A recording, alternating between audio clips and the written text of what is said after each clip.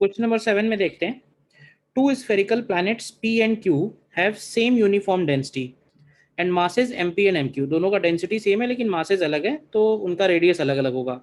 And the surface areas A and 4A। तो अब देखो सरफेस एरिया अगर A और 4A है तो हमें यहाँ से डेंसिटी, हमें यहाँ से रेडियस तो मिली गई ना, एक का रेडियस R होगा और एक का रेडियस 2R होगा। ठीक है। A spherical planet R also has a uniform density rho but its mass is MP plus MQ। The escape velocities from the planet PQR का हमें वैल्यू एक तरह से फाइंड करना है। तो देखो एस्केप वेलोसिटी को हम लोग एक काम ये कर सकते हैं,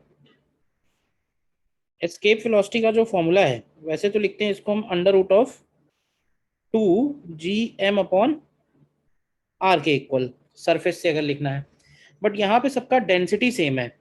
तो हम एक काम करते हैं, डेंसिटी और मास के टर्म्स में अगर इसको बनाया जाए तो मास को हम लोग लिखते हैं डेंसिटी इंटू वॉल्यूम, तो ये हो जाएगा 4/3 πr क्यूब।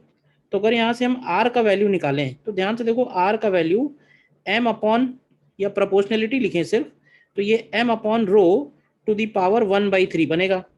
ठीक है। तो यहाँ से अगर हम VE देखें तो VE प्रोपोर्शनल है m to the power 1/2 upon r to the power 1/2।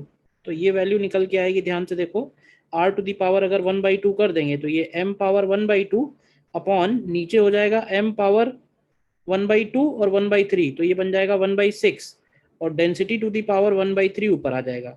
Density क्योंकि सेम है तो एक तरह से बोल सकते हैं कि जो VE आया है ये mass to the power 1/2 minus 1/6, 1/2 minus 1/6 यानी 1/3 के प्रोपोर्शनल आ रहा है। तो अल्टीमेटली मास पे ही डिपेंडेंट आ गया। ठीक है ना।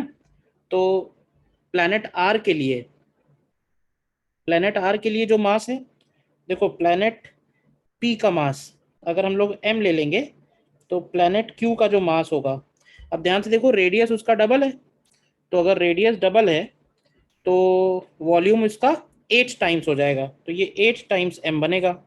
और जो प्लैनेट आर होगा उसका मास हो जाएगा 9m। ध्यान से देखो, तो यहाँ से अगर हम लोग रेशियो निकालें, जैसे अगर हमें बड़ा छोटा बताना है तो बड़ा छोटा तो हम सीधे सीधे बता ही सकते हैं कि प्लैनेट आर के लिए वेलोसिटी सबसे ज़्यादा होगी, फिर क्यू के लिए होगी, और फिर सबसे कम वेलोसिटी पी के लिए होगी। तो एक आंसर तो ये हमें डायरेक्टली दिख ही रहा है, और क्योंकि जेई मेन का है तो आंसर बी ही होगा। बट अगर हमें बाकी दोनों ऑप्शंस भी चेक करने हैं, अगर बाकी दोनों ऑप्शंस भी अगर हमें चेक करने हैं तो उस केस में VP अपॉन VQ, देखिए जरा, तो अगर हम लोग VR अपॉन VP निकालें तो VR अपॉन VP का मतलब होगा MR upon MP to the power 1/3। तो ये एक तरह से 9 टू दी पावर 1/3 आ रहा है। तो 9 टू दी पावर 1/3 3 के तो इक्वल नहीं है।